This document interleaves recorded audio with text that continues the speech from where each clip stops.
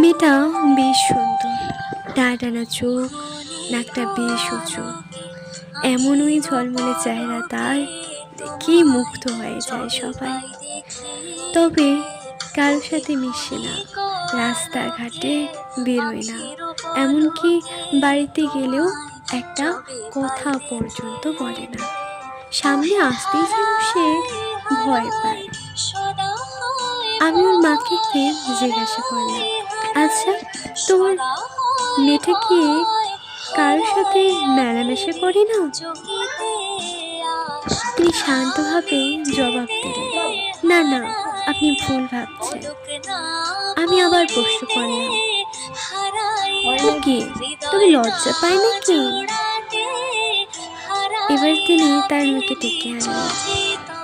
আমি মেয়েটিকে যা প্রশ্ন করলাম, মেয়েটি সব হাত চোখ মাথা দিয়ে উত্তর দিলেন। তৎক্ষণাৎ আমার বুকটা চমকে উঠল, চোখ দিয়ে অশ্রু পড়তে লাগলো। আমি আমার ভুলটা বুঝতে পারলাম।